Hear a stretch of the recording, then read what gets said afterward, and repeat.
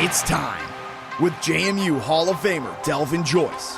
Joyce breaks a tackle and goes in for a touchdown. Another spectacular run by Delvin Joyce. Alongside one of the best signal callers in JMU history. Thad Lee, he's got plenty of room across the 50 to the 40. He should make it all the way to the 20, 15, 10, 5. Touchdown, James Madison University. Together, the duo bring their unique perspective to the podcast, breaking down all the things they're seeing about JMU football.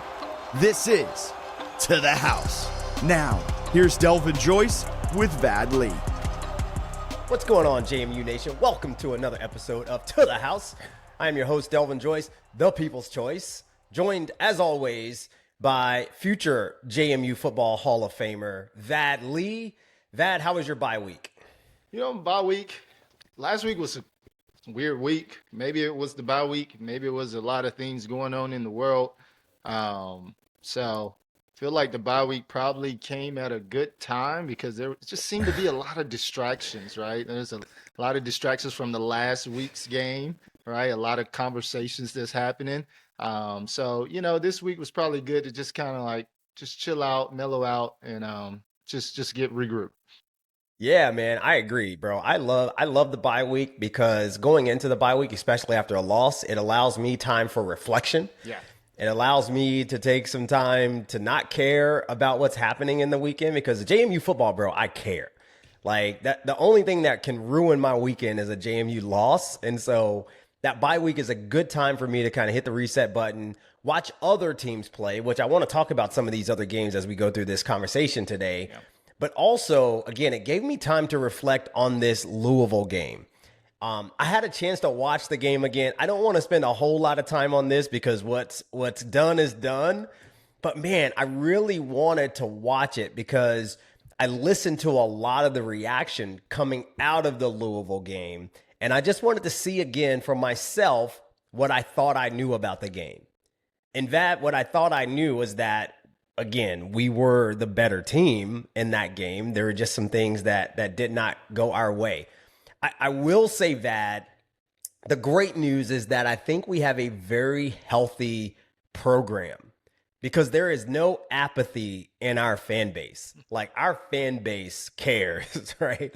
Like, I don't know if you saw any of the fan reactions to the game and like some of the media reactions, but people actually care about this JMU football program, right? Yeah, they absolutely do. And shout out to you for watching the game over. I'm kind of like, once I guess it's the QBME.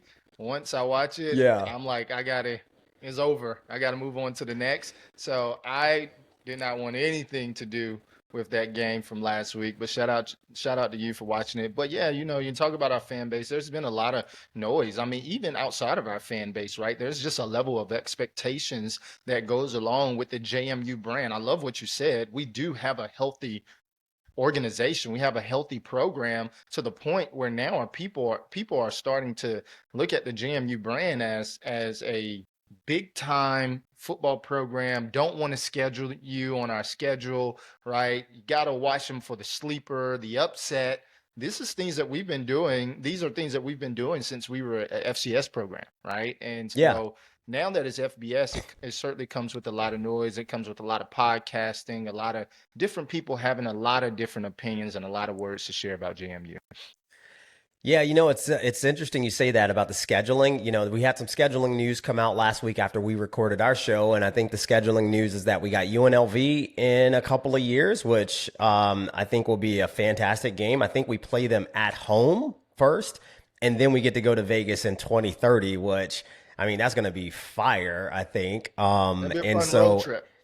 That'd be a great road trip. Yeah. And then we also have Ohio. And I think going forward, you know, because of the way we performed in this Louisville game, I don't think ACC teams want to schedule us. Like, I just don't see that happening as much. So what we will likely see going forward will be, you know, top-notch group of 6 programs scheduling us for games like UNLV, maybe like in Ohio. But I think we're going to have a hard time getting the ACC and these types of programs to schedule us, primarily because we go in and perform the way that we did at Louisville. Yeah. I think that's a good thing in a lot of ways, but I also will miss, the opportunity to pull off these bigger Power 4 type wins. One of the things that kind of stood out to me though, as I watched that game back, I talked a lot about Barnett and his ability to handle pressure in that game because Louisville brought pressure a lot. They also got to the quarterback with a lot of only 4 defenders rushing the quarterback. Like if you can get home with 4 rushing, you don't even need to bring pressure. And they got a lot of pressure on Barnett. Our offensive line did not do a great job handling the twist schemes up front. And so there were a lot of defenders running free. And, I wanted to ask you about this. As I'm watching it back, there were times where Barnett looks like he's standing in the pocket and he doesn't feel the pressure, but maybe he's expecting his offensive line to pick up the block, or he's expecting a running back to pick up that blitzing linebacker.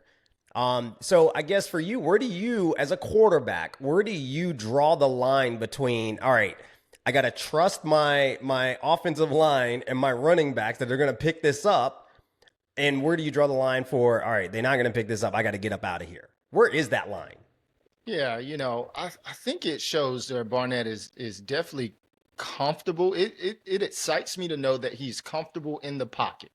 There's no question that he's a much better quarterback when he gets the ball out of his hands and, after one hitch or maybe even before the hitch. There's no question. 99% of quarterbacks are better when they get the ball out on time. On time means when you see a quarterback drop back, he kind of already knows where he's going with the ball. And as we've seen the season so far, if you take a look at Barnett's passing completion percentage, is mostly when he drops back and get rid of that ball immediately, right? When they're now, things started to be shaky a little bit when he's holding the ball a little long, right? And I don't necessarily think he has a problem with holding the ball long. I think that he has a confidence level and a comfort level with his offensive line and his running backs. I think about the first sack that he took the first game of the season.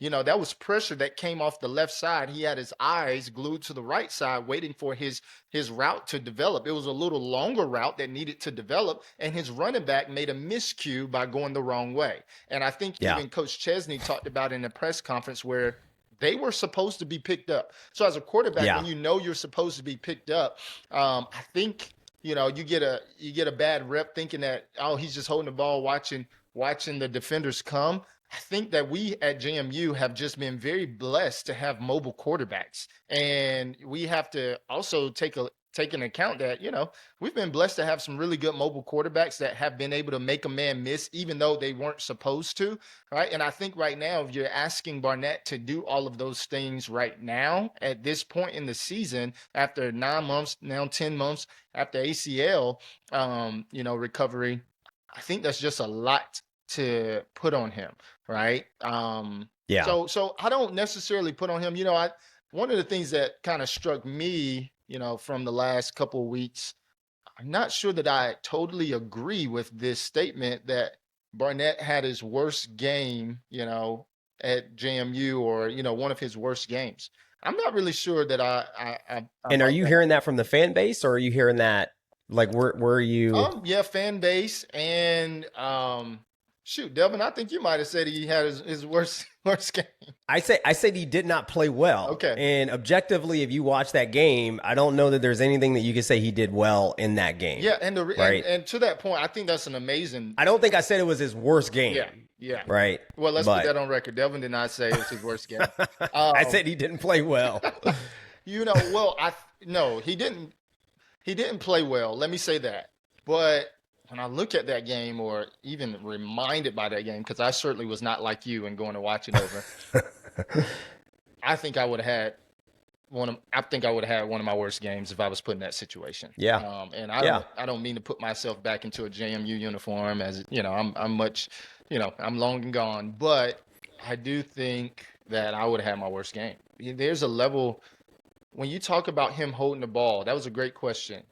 When I just remember when I was at Georgia Tech running the triple option, when I got a chance to throw the ball, I didn't care where it was going. I didn't care who hands it was going into. I was going to throw that ball because I knew I was only going to get 5 chances to throw the ball. Yeah, when you think about Barnett, who came in on a lot of third down situations, where he has to throw the ball. The whole stadium knows he's throwing the ball. It's kind of like that may, one, freeze you up because everybody knows you're throwing the ball. But also, two, you got to make something happen because this is third down and this is your only play of this series. Yeah. So anyway, I don't mean to get fired up again about that. But, yeah, I do think to be fair on Barnett, maybe he didn't play well, but I also feel like that statement has a lot more baggage or a lot more context to it. Yeah, no, I think there's a lot of context. Again, watching it back, there were times where we had a running back in position to either chip and help out on a defensive end who was getting upfield, or, they just flat out threw a lookout block. And you know what a lookout block is, right? Mm-hmm. They miss the block and say, look out, right? So I just feel like, all those things would have helped him. And, when I think about the play calling, like I think about Louisville's ability to rush the passer and get upfield. We didn't run one screen to the running back. We didn't, like that would be an anecdote to a defense that's getting upfield at your quarterback. Like run one screen to keep them honest at some point, and we didn't even see that. So I love it. I love it. The running back, Delvin Joyce, Hall of Famer, says throw the ball to the running backs. If you're not going to hand it off to him, at least throw it to him, right? Give me a screen, bro. Let me take it to the house, man. But, coming out of the press conference after the game, it sounds like, Bob Chesney is committed to continuing to run this 2-quarterback system. And listen, it's not Vadley and Delvin Joyce onto the house saying that it's a bad idea. It's not Andre Ware. It's not... I don't listen to any other podcast before we record because I don't want to be influenced. But I listen to all the podcasts, all the JMU podcasts, and there are some really good ones, some really good people out there doing great work. I listen to Sound Off. They're like 2-quarterback system doesn't sound like a great idea. I listen to Jack and Bennett on the JMU Sports News podcast. 2-quarterback system, bad idea. I listen to the JMU Sports Blog podcast. Those guys, the OGs, right? Todd and Rob. And those guys, all the talk was about 2-quarterback system. And in my industry that, what I do for a living, we have a saying, if I'm wrong with everybody else, I get to keep my job. But if I'm wrong by myself, I get fired, right? If I make an investment recommendation for a client, that's the investment recommendation that all financial advisors are making, and I happen to be wrong, well, guess what? Everybody was wrong.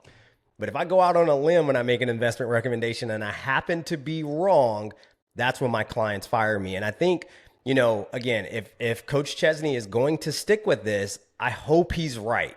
I hope this thing works out and it turns out to be right. Because if you're wrong by yourself, it's not a good look. Yeah, I think it goes back. That's great, by the way. Thank you for giving us that industry advice as well. I think that it goes back to the comment I'm just reminded that I shared last week is who are we playing for? Like, what are we playing for is the question. And I think that's one of the questions that the team, the coaching staff, have all had to kind of sit with last week, where it's like, man, are we playing to win the Sun Belt?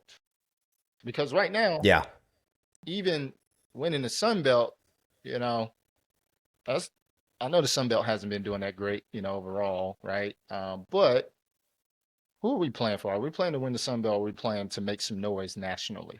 And as we open up this segment talking about the JMU brand, JMU has a brand nationally. When we first moved up, we were ranked. Right, we got into that top 25. We in like 3 weeks. In like 3 weeks, right? We pretty much had the opportunity to do that as well this season. And what are we playing for? Who are we playing for? And that's the question that kind of leads the offensive state, because the reality is the defense is doing great. The defense is playing like they want to win an FBS national championship. But of course, it takes a team. It takes an offense to be able to complement that defense well, and special teams. Yeah, I mean, you mentioned that national brand. I think coming out of this game, I think people looked at JMU and said, wow, this team, this FBS team who was FCS 4 years ago and is going up against a $20 million roster, right? Like, I want people to understand Louisville has a $20 million NIL roster, and we went toe-to-toe with them for 4 quarters. And again, probably should have won the game, but we didn't win the game. Like, we didn't make the plays when they were necessary, so we didn't win. But in terms of that national exposure, you look at this week's game versus Liberty, it got picked up by ESPNU. It was supposed to be on ESPN Plus. It's 6 o'clock p.m. ESPNU steps in and says, yo, we want more of this JMU football program. Let's put them on ESPNU. And so I think, the country is recognizing that this program and this team is no joke. And I listened to a lot of the Louisville news conferences and podcasts and media. I absorbed all of it because I was just like, man, I got a bye week. What am I going to do? And they were all like, yo, this JMU team is legit. Right. So it was cool. It was funny to see our fans crashing out, of course. But, I think it was cool to see the Louisville fans largely complimentary of our program. So obviously we had the bye week. Vat, anything newsworthy for you coming out of the bye week, and have your expectations from last week's show, right? The things that we said we wanted to see coming out of this bye week, have those expectations changed for you in any way? I don't think expectations have changed. In terms of expectations for JMU, we play very sound defense historically. We play very good defense historically, and offense score points. And I think from an expectations level, nothing has changed for me. I haven't seen a lot in this bye week. Of course, you had some interviews here and there, but for the most part, it has just seemed like a clean bye week where it hasn't been a lot of distractions. You talked about watching a lot of Louisville podcasts and different things of that nature. One of the things that kind of struck me was, a lot of some Louisville fans was kind of getting on JMU fans because it's like, bro, take your loss and just go. Yeah, like, stop because we were saying we should have won. Yeah, right? yeah. Stop saying you should have won. Stop saying you're the better team. And quite frankly, they're right, by the way. They're right. And I also, the more I sat with last week, and I don't want to go back, but it's just like,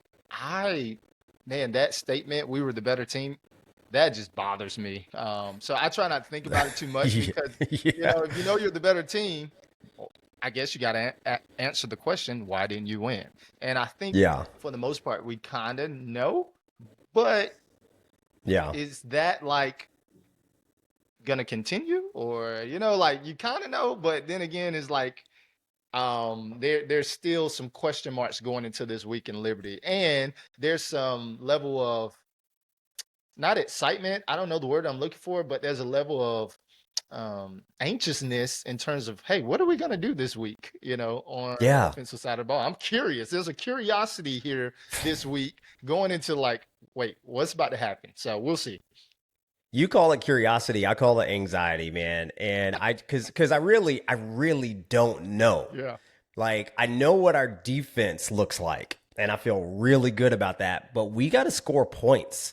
And right now, it does not look like we have the ability on offense to just go down the field and score points. I was talking about this with my nephew, man. So both of my nephews went to JMU. One of them's still there. He's a senior.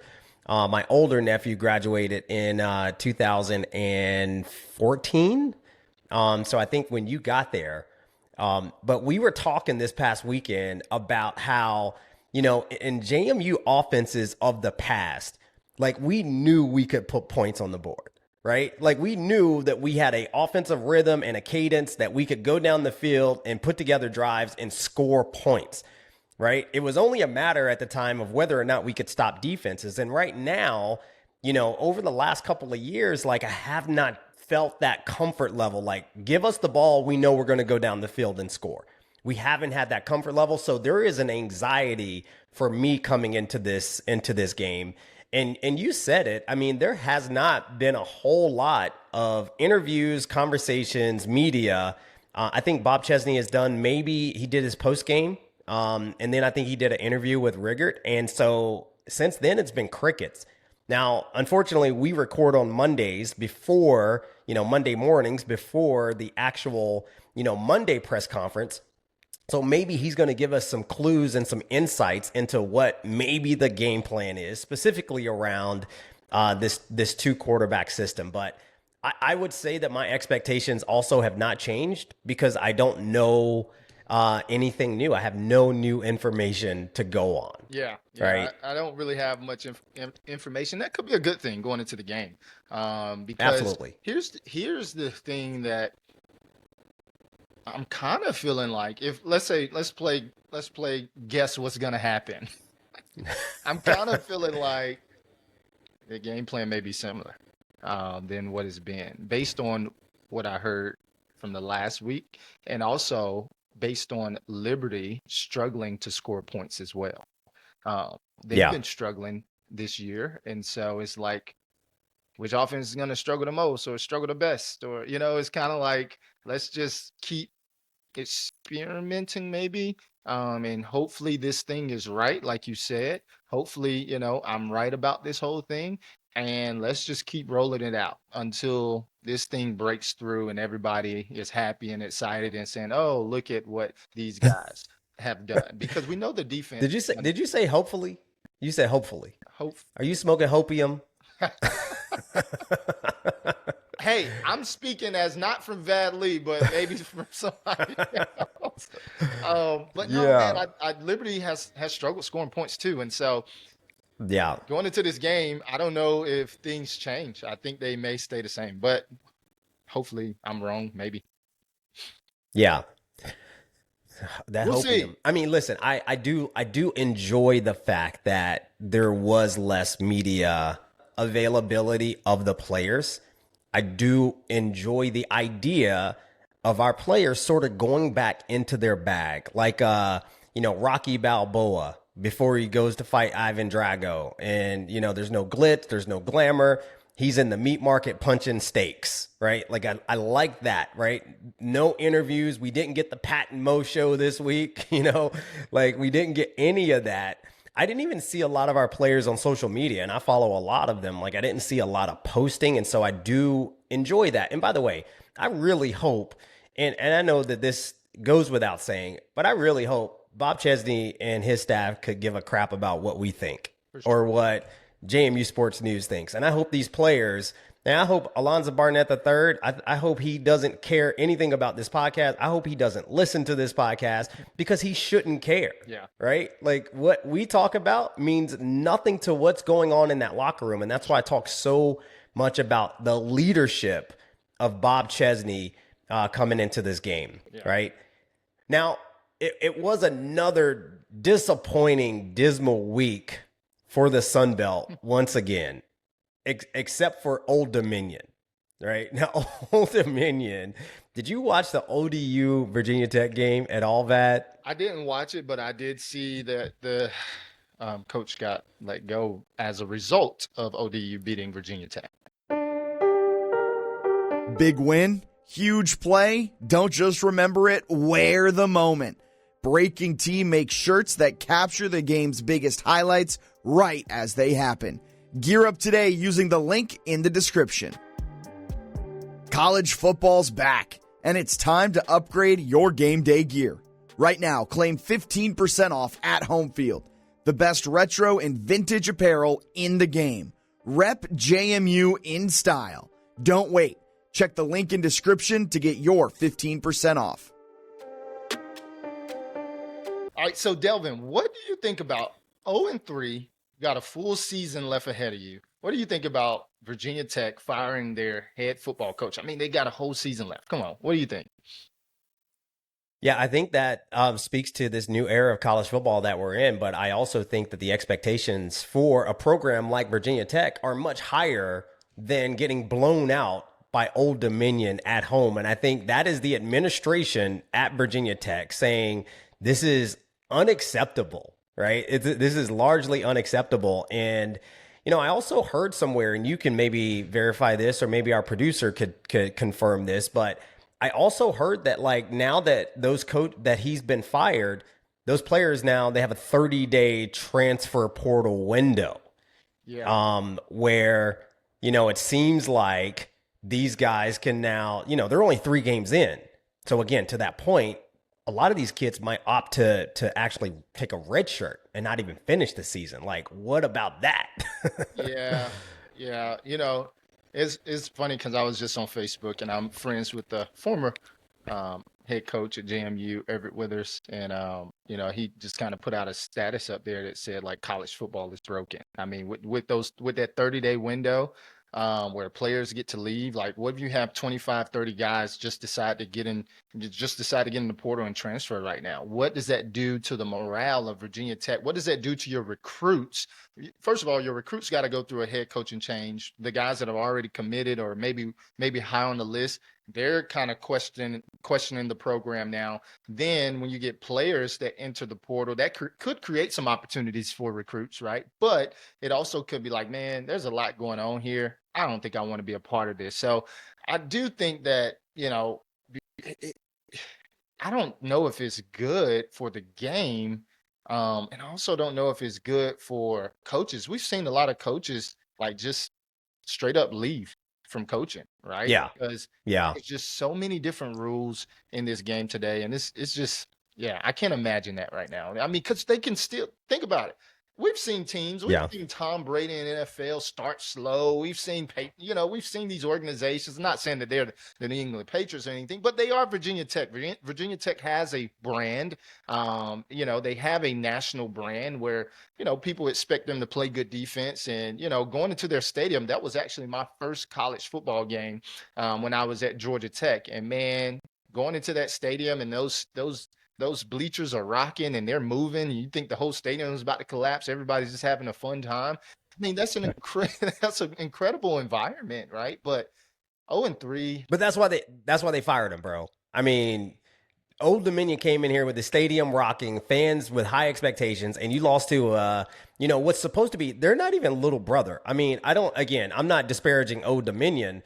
I would say they look at us as little brother. Like, Old Dominion is like the snotty-nosed little brother that just started a program like 10 years ago. For sure. Like, you're not supposed to lose that game at home, and that's why dude got fired, man. And, a lot of people are saying that our coach, Bob Chesney, is on that list.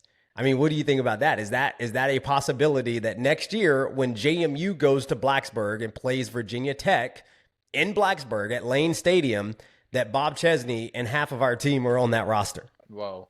That'd be crazy. That would be wild, especially because they are on the schedule next year. It's all speculations very early on right now, but shoot, JMU could have a play up their sleeve and say, "Hey, we're preparing to go to up a conference anyway." So who knows what's in alignment, but I definitely see Coach Chesney. Obviously, his name is going to be on that list. He's done a tremendous job so far. James Madison with his opportunity. He's a young coach. He's a coach that that you can build off of for years. And it seems as though even in the NFL, you're getting younger coaches. College football, you're getting these younger coaches that are leading the show. These big time programs. And so I guess we'll have to see this one play out. But I feel for I'm not going to say I feel for, but it'll be interesting to continue to watch Virginia Tech throughout the season.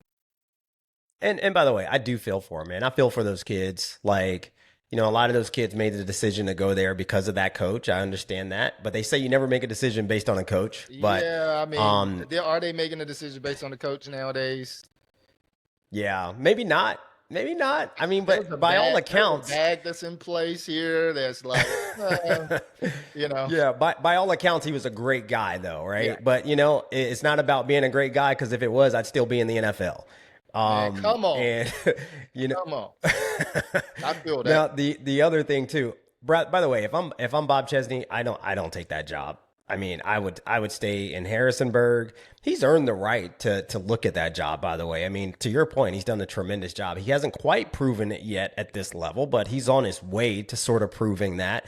But if I'm him, man, I just, I ride this thing out at JMU. I look at all the JMU coaches other than Kurt Signetti, and by the way, that story has yet to be written, but you look at some of these coaches who kind of left for what they thought was the bigger opportunity, and you also know that everything that glitters ain't gold. For sure. I mean, your guy Withers left and went to Texas State, and, a couple of years later, JMU and Texas State in the same conference. Yeah. Like, he should have just stayed at JMU. Yeah. And then you get, Mike Houston leaves and goes to East Carolina, didn't bust a grape his entire time he's there, and guess what? He gets fired, last year. And so went down to East Carolina and whooped him. Exactly. And so if I'm Bob Chesney, I look at the opportunity that you have to build a legacy at a place like JMU and to really usher this program into the next, phase of college football, I think that's really exciting. I think the thing that's hard for a coach, and I don't think this is talked about enough, I think you and I have talked about it before, Vad, is that, we look at a head coach and we're like, bro, you're going to make $1 million. Like, that's enough money. Stay here at JMU. But it's also that head coach is like a fiduciary to his assistant coaches and his staff. And so it's not about the money that Bob Chesney is making at JMU. It's about how little money maybe his assistants and coordinators are making relative to what they could be making. So Bob Chesney might be making enough money for Bob Chesney, but if he takes that power forward job out of Virginia Tech, now his coordinators make the same amount of money that he was making as a head coach at JMU. And I think that also probably factors into that decision in a lot of cases because he can take care of a lot of families, by taking those jobs. Yeah, that's a great point, Delvin. I mean, I guess where does loyalty play in all of this, in terms of even with players and coaches? I was talking to a coach the other day and a college coach, and he was just sharing with me.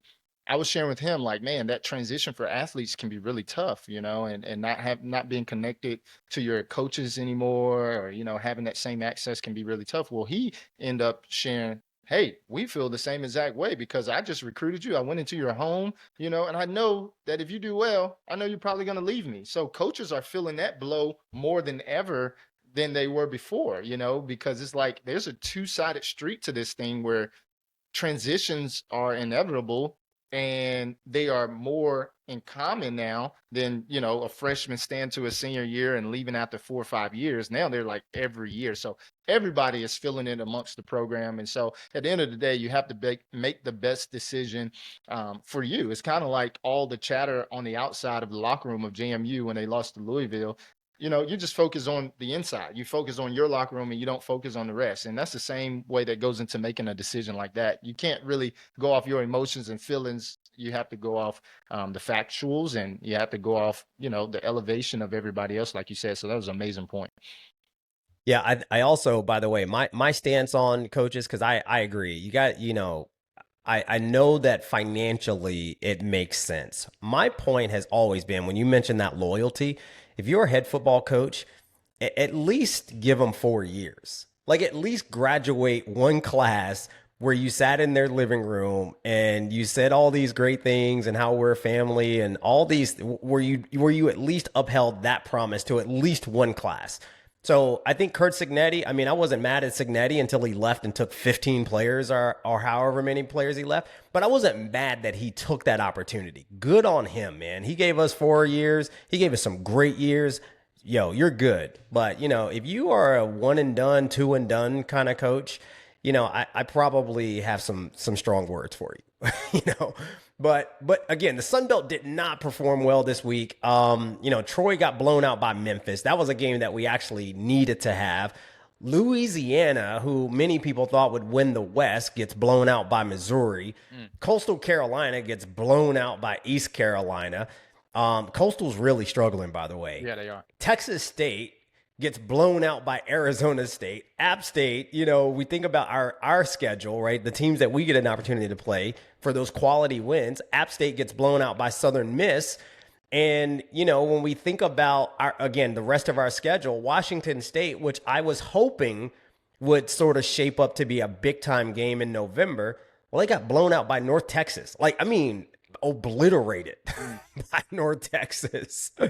And so, the American Conference is looking really, really strong, and the Sun Belt right now is not looking tough at all, man. I think we just got to blow everybody out to even be in the conversation at the end of the year. Yeah, I agree. JMU just got to take care of business, and JMU is leading this Sun Belt Conference, right? The Sun Belt is kind of going as JMU go at this point.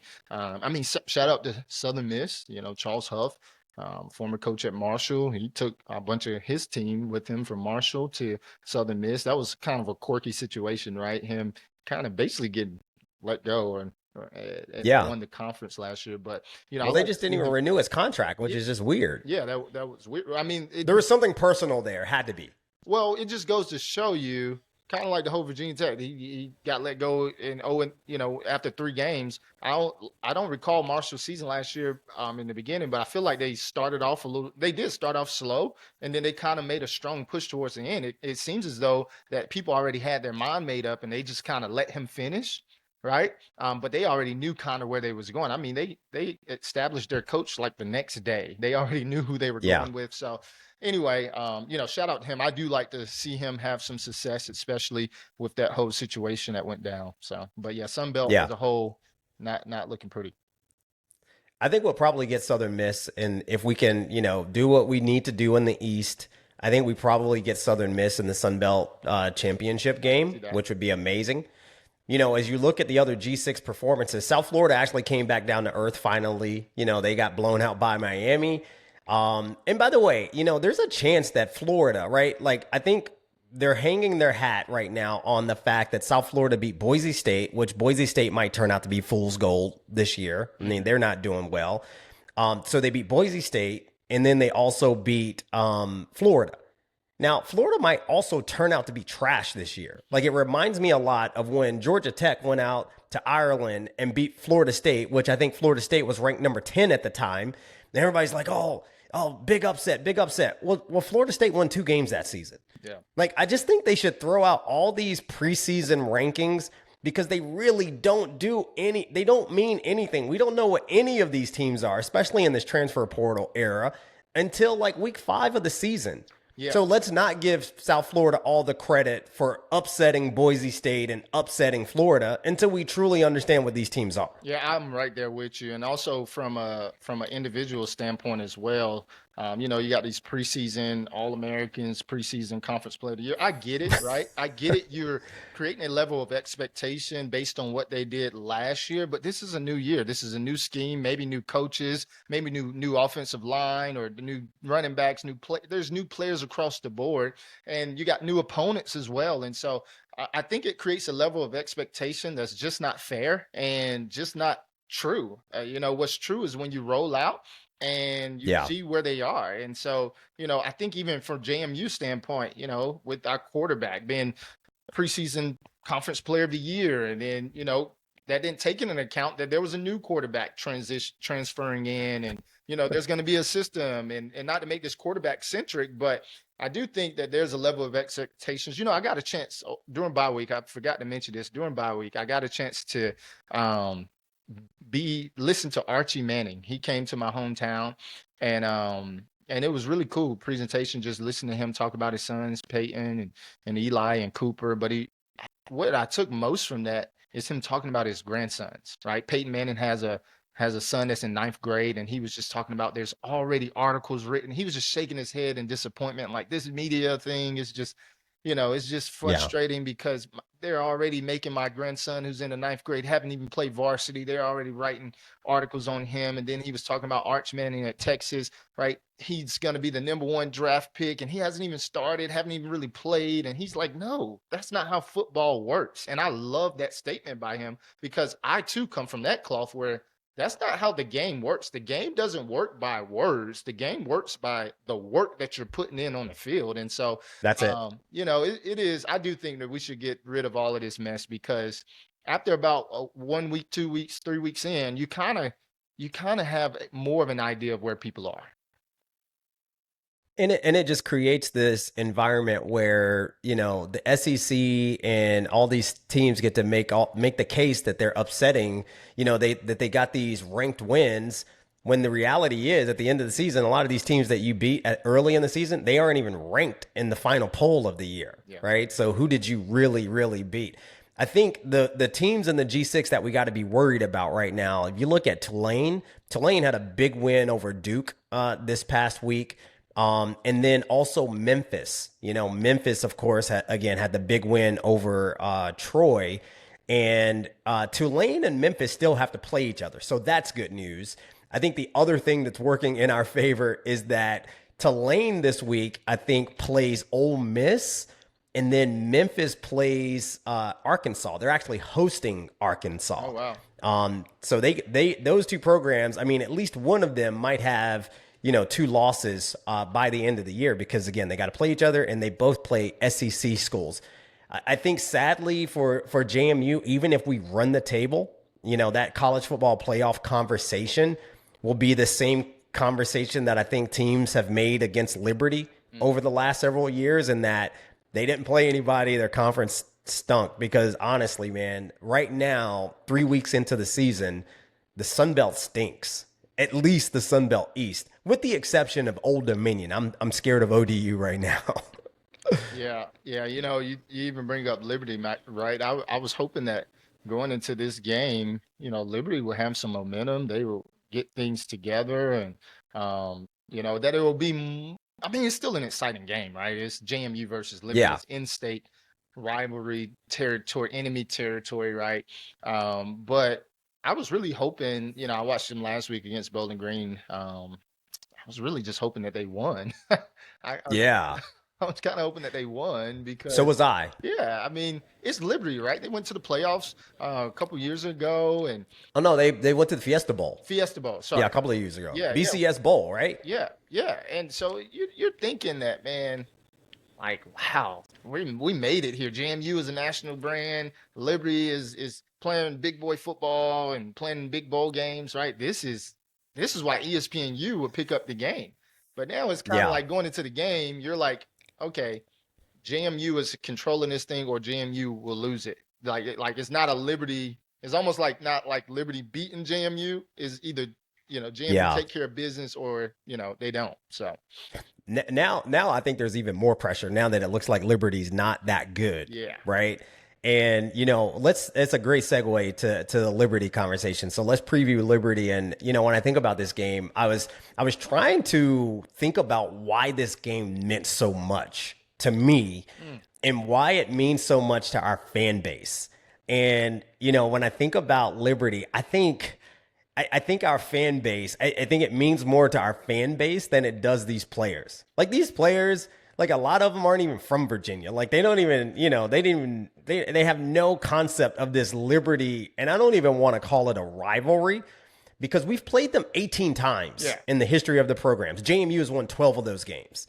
Liberty has won 6. So that's not, listen, bro, that's not a rivalry. I'm sorry. Liberty, y'all want to call it a rivalry? It's not a rivalry. I hate the fact that they've even branded this thing as the Blue Ridge rivalry to try to get some media hype around it. Liberty, sorry, bro. Liberty doesn't deserve that credit from me. Like I'm not elevating them to rivalry status. How many times did you play Liberty? I played them once, I think. And, I can ask ChatGPT right now, but I think I played them once, and I've never lost to Liberty either. Now, you, on the other hand, the last time JMU lost to Liberty, and I think this is why this game means so much, because the last time we played Virginia Tech, we beat them. The last time we played UVA, we beat them. The last time we played Old Dominion, we beat them. So of the FBS programs in the state, we've beaten all of them the last time we played them, except for Liberty. All right. And we lost to Liberty in the 2014 playoffs. All right, I'm out. Who was the quarterback when we lost that game to Liberty? Somebody Google that, please, and figure out who the quarterback was when we lost to Liberty in 2014. I know Everett Withers was the coach. And by the way, that, we talk about how I love that you leave, by the way. Shout out to my daughter's close. Yeah, and that was a hard one, man. And I think we were talking about how Everett Withers kind of gets lost in the JMU coaching history of it all.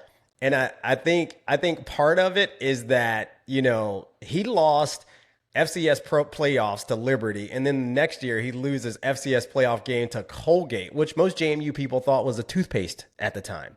And by the way, our producer just chimes in and says that in the one game that I played against Liberty in 2000, we won 38-7. So just wanted to put that out there. Come on. All right. I did not particularly have a great game. It sounds like I had 4 rushes for 8 yards and 1 catch for 40 yards. But producer, where are my return stats in that game? Come on, man. I was a return guy. But why, again, for you, Vad, what does this game mean for you, again, why does this Liberty game mean so much? Yeah, I think you make a great point, though, Delvin, in terms of when you were sharing earlier, like this game may mean more to the fans than it does even to the players. Because I remember Yeah. my first year at JMU, that's when we played Liberty in the first round of the playoffs. I didn't really understand the rivalry or understand, how big of a game it was, right? I understood this, the Yeah. playoffs, don't get me wrong. Like, it was a big game for me, but I didn't know the JMU Liberty history, especially because there's not a long history there, right? But it is an in-state team that we're playing against. And so for me, obviously, to go down as the last quarterback or the last team to play Liberty and lose, you certainly are I'm looking forward to this game so that history can be long behind us, right? We can be 13-6 in terms of the battle between JMU and Liberty. So I'm looking forward to JMU handling business. I hate being the last quarterback to lose to Liberty, but I think JMU will be on the right side this week. Yeah, I think JMU will too. And as I'm reflecting on why this game matters so much, I think we all know that when you think about Virginia football, right? And again, I think JMU has made huge strides. I still think we are the best program in Virginia when it comes to football, the product on the field, right? But when you think about the brand and the household name, I mean, we can't leapfrog UVA and Virginia Tech. Right. It's just not going to happen because they have the history. They're in the ACC. They're on TV. I mean, it's just, as much as we want to believe, and I personally believe that our brand on the field is way better. I think our fan base is way better. But in terms of the money machine that is Virginia Tech and UVA, we have a hard time competing there. And so I think if we're looking at who's the third place, program in Virginia, I think Liberty, they beat you in 2014, and then they didn't even give us an opportunity to get revenge. They leapfrogged us, went to FBS, and then played FBS football, and then had success. And I think JMU fans, again, the reason I think this game means so much to JMU fans, and I'll speak personally for myself, is that, there's a lot of people looking at Liberty when they made that leapfrog and went to FBS and then had success in a trash conference. I think a lot of people were like, why didn't we do that? And so then it became like, is it Virginia Tech, UVA, Liberty, and then JMU, right? And then around the same time, Old Dominion had also made the jump. So not only, you got two programs that we saw as inferior to JMU playing big boy football, and we're still down in the FCS, winning national championships, but having to look at these guys making that jump. And so I think for us, this is a revenge game. And Vad, I don't know, again, for you, from a JMU perspective, because I don't know if you've done a lot of homework on Liberty at this point. From a JMU perspective, what do we have to do to win this game, you think? Yeah, from a JMU perspective, we have to establish the run game, right? Yeah. And let me be very clear, because I learned from going into the Louisville game, I was basically saying, hey, we got to run the ball and get into some motion. We have to run the ball and use our running backs. We have a great group, a great running back core led by Coach David Sims, who, by the way, I played with. He was at Georgia Tech. Him and I played. Oh, I didn't know that. Yeah, he was a starting running back. Fire. I was a starting quarterback in 2000 and I guess that was 13. And so Did you guys stay in touch? Yeah. I know David well. He's not a big talker, but I know David well. He's been doing a great job with that running back group, and I was really excited to see him in Harrisonburg. It's kind of funny. I transferred from Georgia Tech to go to JMU, and he ended up. And now he's at JMU. But he ended up in Harrisonburg. But anyway, I think we have to establish the run game. I believe that that's going to give our offensive line confidence. That's going to give our fan base confidence. And you know what? That's going to give our quarterbacks confidence. Establish the run game and put the ball in our playmakers' hands. Delvin, you said it best when we started off. Easy completions like a screen to the running back or a screen to our wide receivers who are very talented. Not a lot of 50-50 balls down the field. Of course, we want explosive plays, but let's establish a rhythm first so that everybody can get in a rhythm. The biggest conversation last week was about rhythm. I mean, you can't get into rhythm if you're doing this, right? Let's get everybody into rhythm. Let's get the offense in rhythm as a whole so that the defense can continue their rhythm where they're not on the field majority of the game. So that'll be point one. And then, they have a quarterback, Ethan Vasco. I'm not sure if there's going to be a different quarterback in this game based on statistically on, where they've Right. been. But history says, from JMU, we love playing against this guy. I mean, Yeah. Yeah. I mean, we love when this guy rolls out as the quarterback because when he's a transfer from Coastal Carolina, and I believe I don't remember the score, but I think last year we run 38-7 or it was something big, something big, 35 or whatever. I don't think he had a great game last year, and last week he went 5 for 18, 84 yards against a Bowling Green team. He had 2 interceptions as well. That was early on. So if you rattle this quarterback early, I think is smooth sailing from there. Yeah, that you said it, man. I mean, I do believe also that we got to run the ball. I mean, if you look at this Liberty defense, they are dead last in Conference USA in rushing defense up to this point. They're giving up 227 yards on the game. Now, with that on the ground. Now, with that said, though, they are also pretty stingy with points. So they're only giving up 21.3 points per game, which is second best in Conference USA. But I do believe that we got to establish the run. If we can run the ball, again, getting the ball into the hands of our playmakers, trust that these guys are going to make plays, we're going to have some home runs in this game. I mean, you look at the game they played against Maine. Liberty struggled against Maine. They were down 7-0. Yeah. Yeah, well, they were down 7-0 late in the second quarter. I watched the entire game, by the way. Oh, nice. I mean, Maine had an opportunity to win this game. They're down 7. They're up 7-0 on Liberty at Liberty, and there's 30 seconds on the clock. Maine is in negative territory, and they're super aggressive trying to get the ball down the field, and the quarterback gets sacked, gives up a fumble, and Liberty gets the ball with like 20 seconds left and scores a touchdown to tie it up 7-7 going into halftime. Like, that was a huge momentum changer in that game. But Maine's running back broke off a 77-yarder in that game on this Liberty defense to the house. And so this team is very, very vulnerable to the run. I mean, Jacksonville State, if you look at how Jacksonville State performed against them, Jacksonville State, I think, had over 300 yards rushing in their game against Liberty. And so, I just think that we have a huge opportunity to run the ball, but then that running game will open up some play action opportunities. Yeah. Let's move the pocket with Barnett. Let's fake a handoff and roll them out and get the ball into our playmakers in space and let them make plays. I want to see simple and easy. I don't want to see complicated, hard quarterback rotation. Yeah, I think you said it best, Delvin. When you establish the run, then that creates a level of the wide open offense where you can now play action pass instead of just being a drop back team.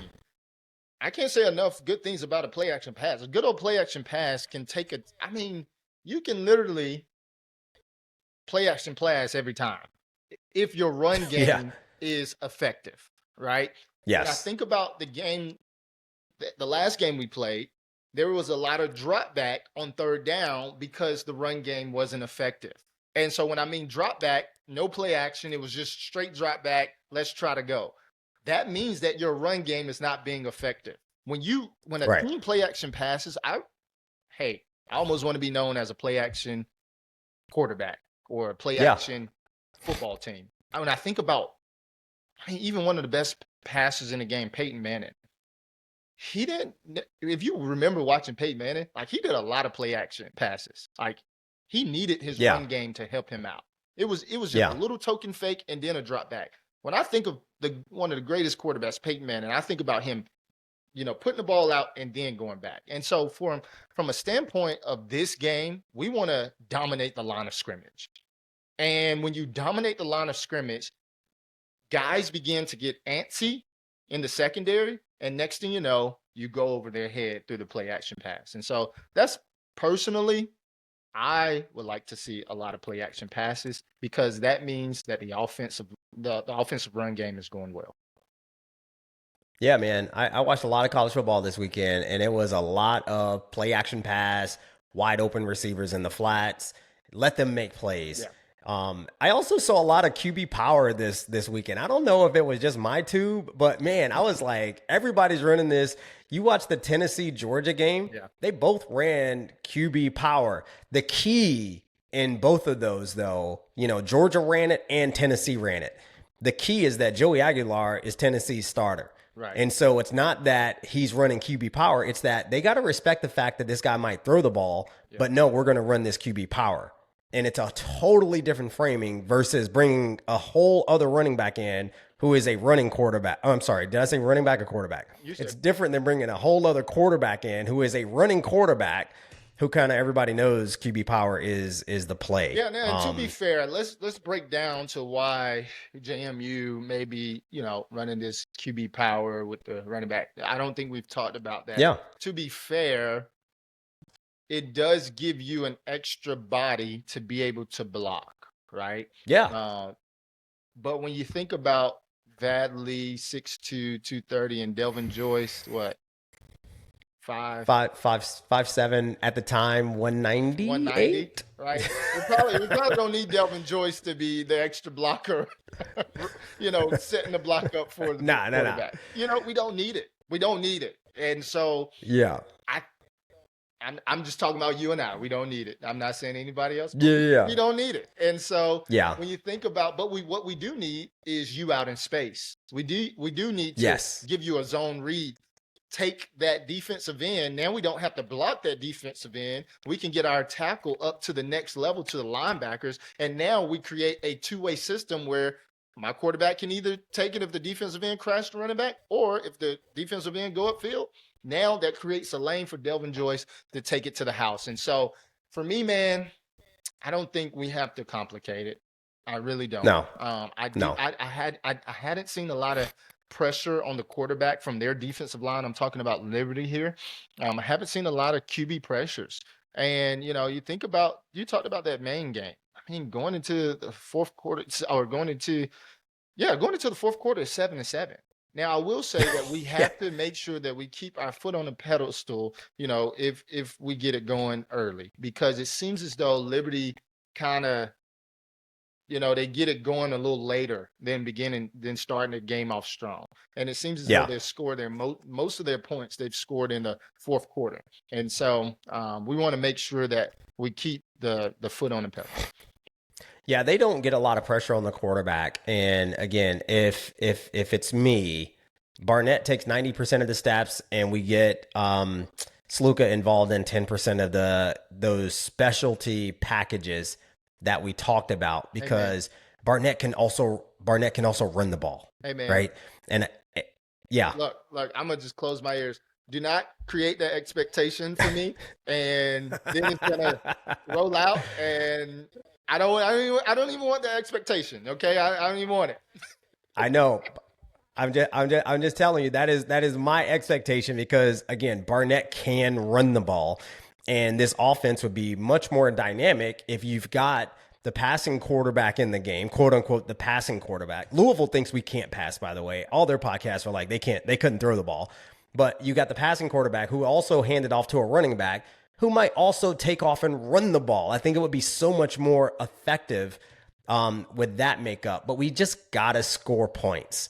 And Liberty's not going to get pressure on us. I think our offensive line is going to do really well against their pass rush. They don't have anybody that stands out to me as a legitimate pass rush threat. And so we just got to score points, right? There's an opportunity for some big explosive plays. There's nothing like some explosive plays. They get everybody on the sideline off their feet. They get all the fan base rowdy. Let's talk. I mean, that stadium, they have an unbelievable setup at Liberty. I mean, I'm just going to give it up. I actually did a pregame, postgame call at Liberty back in 2023, and they have a great production, right? But there's going to be there's going to be a sea of purple in that stadium that should be on their feet, loud and proud and excited, because there should be a great brand of JMU football. And I believe that there's going to be some great excitement. There's going to be fireworks, and there's going to be some streamers thrown in that stadium. Has the streamers been banned? I haven't read anything about that. I would imagine they are. And by the way, that you talk about this great environment, they don't even sell out their games, man. Come on, you're giving them way too much credit. They got a nice stadium. They don't even sell it out. I think this stadium, this game is sold out, right? I have no idea, but I watched the main game. Is your season opener, and you don't even sell it out. To have the stadium at the top of I don't know if that was a visitor side or what side it is, but half of it was empty, bro. So they don't even sell out their stadium, which is why I'm hoping that there's going to be a large amount of purple. By the way, I'm not giving them any credit for anything, bro. I'm not a Liberty fan. I see. Stop giving them props. Hey, man. I got to kind of be neutral. I travel around speaking to different teams, blah, blah, blah. Nah, bro, this is to the house. No, but to your point, man, there should be streamers. There should be a lot of streamers this week. We've lacked the streamers being thrown, and there should be a lot of streamers. But sell out your stadium, Liberty. Sorry. Dang, Delvin is going in. You would think the guy that was the last one that lose to Liberty would be going in, but hey, I guess I want to see JMU take care of business. And, I will highlight a couple guys. They have number 23, their running back, Evan Dickens. Yeah. I think that, we got to keep an eye out on him. He's from IMG Academy, and we know that that's like a small college in high school where he came from. So we know that he is – we know that he's trained up and ready to go and ready to take it to the distance at any time. And so I think that we have to key him. And then number 9, Dante Lee Jr., he has 8 receptions for 187 yards and 3 touchdowns. His Liberty team has only scored 9 touchdowns this season, and he has 3 of them. And so we really have to make sure that we watch him. And it seems like they do a lot of spreading the defense out, trying to create a numbers advantage. Typically when you see a lot of receivers like a bunch formation go out to the side, you try to create a numbers game where you're able to either run the ball or you're able to throw the smoke screen. And so I think that there's going to be a lot of smoke screens that's thrown this game where they're going to try to widen our defense out because, hey, we got some dudes up front. We got some men, Big Bush in the middle that clogs up the middle. I think Liberty is going to try to spread our defense out and try to just make plays. And so I think we have to be fundamentally sound. We got to be ready to be explosive and blow up those bubble screens so that those things don't get taken. Because let's be frank, this quarterback, Ethan Vasco, he needs some confidence going into this game. And he needs some easy completions, and I think that they're going to try to do that a lot. Yeah, I think the key on defense, man, is just keeping Vasco in the pocket. The guy can run the ball, and he's not afraid to run the ball. He runs the ball with a lot of attitude. And so I think he's going to try to get out of the pocket. I got one word for him, though, if he tries to get out of the pocket. Actually, I got 3 words: DJ Barksdale. I think DJ Barksdale is going to be all over this guy all day, like white on rice, and I'm looking forward to that. I also think Liberty's offensive line is not very strong. They are not good against pressure. You look at that game against Bowling Green last week, they gave up 4 sacks and 7 TFLs, right? Compared, by the way, on the other side of it, Liberty sacked Bowling Green's quarterback 1 time. So, I mean, on offense, they do have some weapons. I agree. Dickens is a good player. Yeah. I think he can make some explosive plays. He's got good speed. And Dante Lee is more of their big play explosive receiver, right? But that Reese Smith kid is more of their possession guy that keeps the drives going, right? So I think it's a combination of Reese Smith keeping drives going. They don't really get the tight ends involved as much. Vasco just takes off and runs and tries to pick up first downs with his legs. The big albatross for them right now, though, is in special teams. Like, their kicker is 1 for 4, and it has not been pretty. Like, they have 0 confidence in their kicking game. And, hopefully that doesn't play a factor in the game because it shouldn't come down to any sort of field goal from either team. We should go in and blow this team out. But again, it's hard for a team like Liberty who's going to struggle scoring points when their field goal kicking game is not as legit as they need it to be. Yeah, man. So, any final thoughts on Liberty and expectations for the games? Yeah, final thoughts. I watched an interview with Jamie, Coach Chadwell, their head coach for Liberty after the Bowling Green loss, and just looked very, like any loss, right? Looked very distraught, very like, man, that's on me. I don't know, why we're playing this way, but obviously it's on me. And so they're looking for some answers.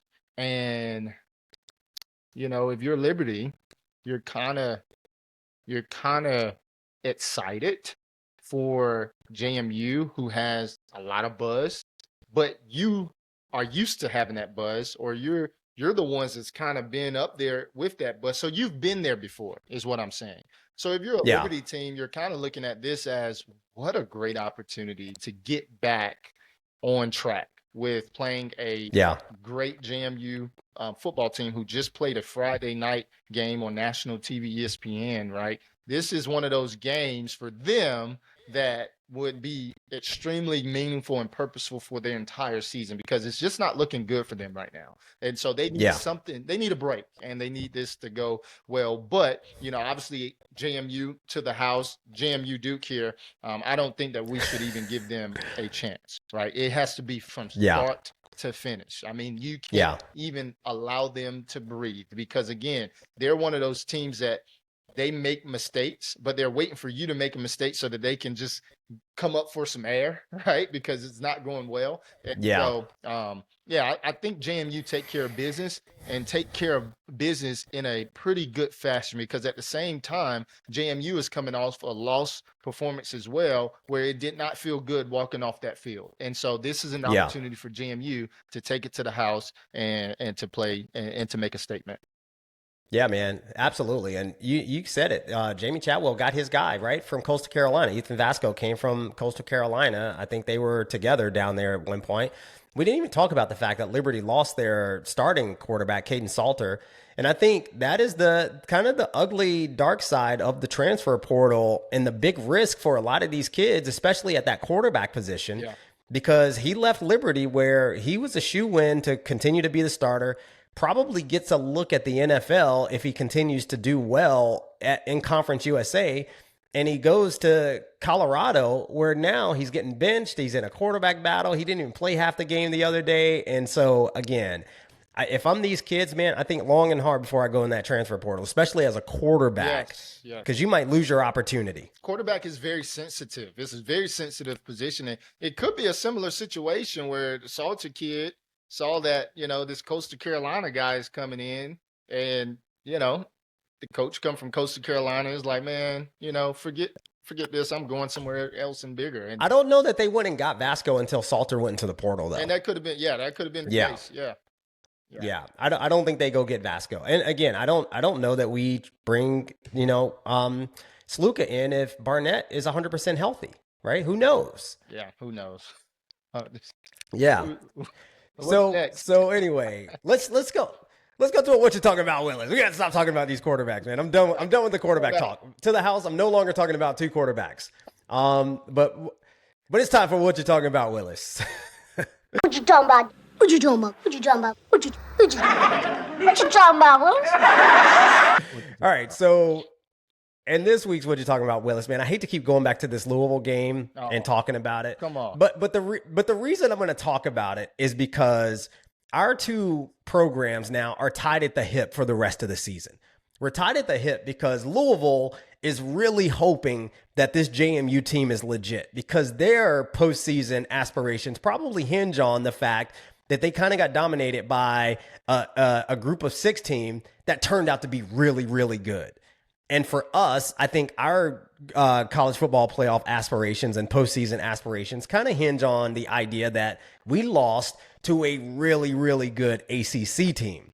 Like if Louisville turns out to be trash, then that's not going to bode well for us in the case that we're trying to make at the end of the year. And they also understand that about JMU. So we're all, I think, rooting for one another.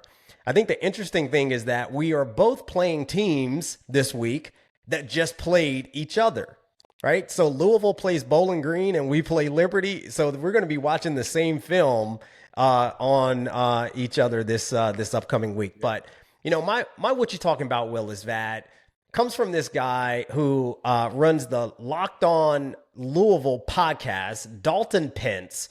And on his podcast, obviously it's a Louisville homer pod.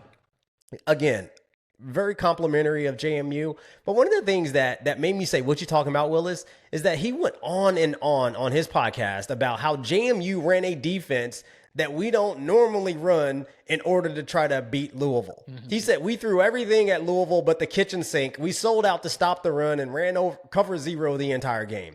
Bro, what are you talking about, Willis? Like, tell me you don't know football without telling me you don't know football. First off, it's the second game of the season. You don't know what our defense is, right? So he's like, oh, they ran a defense that they never run in order to try to stop the run. Well, we also stopped the pass, my guy. So what are you talking about, right? You got one pass on us. So what are you talking about, Willis? I mean, I really hated that take because he made it sound like we came in guns blazing with desperation and did everything out of character to try to beat Louisville because they cannot stomach the idea that we went in and just controlled the line of scrimmage and dominated them. Yeah. I didn't see us doing anything exotic on defense. I saw guys playing hard. I saw guys beating their one-on-one matchups. I saw guys like dominating. Yeah. So, but they got to create this narrative that we came in desperate and just ran all kinds of exotic crap, and we didn't. I mean, we just confused them, and Colin Hitchler's defense confused the entire fan base so much that this guy even thinks that we ran cover 0 the entire game, which we did not. No, I think our defense did a great job of mixing it up, and also we got a new defensive coordinator, so you can't even say we're doing something new that we usually don't do because this is only his second game of the season. Right, that's my point, bro. So again, they just got to come up with something, man. So Dalton Pence, what are you talking about, Willis? What are you talking about? Get out of here with that. That's all right. Well, I don't have what you're talking about, Willis. So we'll just flow from that. I do think that was a bad take, but. Man, I'm so excited that we don't have to talk about Louisville anymore. I'm so excited that we get to go into this week taking care of business with Liberty. Yeah, man, for sure. I'm going to talk about Louisville for the rest of the season, but I'm not talking about two quarterbacks anymore. But Vat, it's time for us to take it to the house. Why don't you go ahead and take us to the house this week? Yeah, man, I'll take us to the house. When I think about you talked about brotherhood on one of your Take It to the House posts, right? I talked about the last ride, not knowing when is going to be your last day, when is going to be your last game, or when is going to be your last play.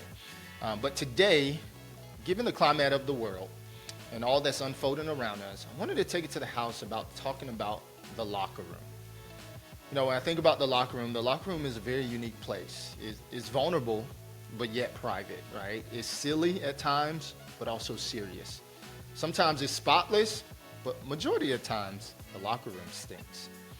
I remember being in the locker room at JMU, and every day we would embrace different soundtracks like White Boy Wednesday, or Sunday Service Gospel, or Trap Music Thursday. It was more than just music, it was culture. It was respect, and it was a celebration of different cultures and different people in the locker room. Because in that locker room, we didn't just tolerate differences, we embraced them. We danced to each other's music, we learned each other's stories, names, celebrated where we came from, because together it made us who we were. But more than that, the locker room is just the center space where men and women from different backgrounds, ethnicities, political views, and upbringings come together. And in that space, none of these differences matter, because in that moment, we're united by one mission and one purpose and one goal, and that is to win. Even if you're a backup, even when you don't agree with the coach's calls, you still respect the person next to you. You still go hard for each other, because win, lose, or draw, you got to come back to that locker room and face reality. Our world, in a lot of ways, is like a locker room. It's dirty at times. It stinks at times. We don't always agree. We don't always come to the same place. But if we could learn from the locker room, if we could find the strength to come back, face one another, and see each other as teammates, as brothers, as sisters, our world would be a better place. Because at least then we'll realize that we are actually wearing the same colors.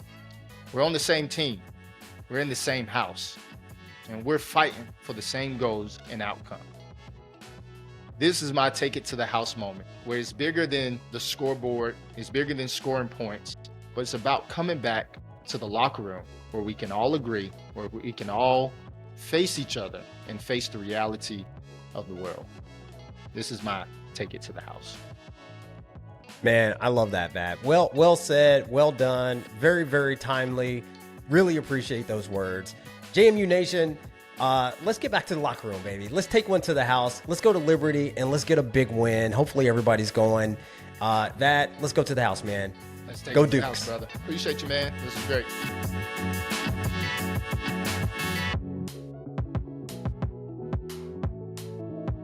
To the House is part of the JMU Sports News Podcast Network. Be sure to subscribe to the JMU Sports News Podcast Network to never miss an episode. To the House dropping in your podcast feeds every Monday night, and new episodes of the JMU Sports News Podcast coming in the middle of every week. To the House is produced by Jack Fitzpatrick, hosted by Delvin, Joyce, and Vad Lee. To the House is part of the JMU Sports News Podcast Network. Be sure to like, rate, and subscribe wherever you find your podcasts. And be sure to follow To the House on Twitter and Instagram at JMU To the House.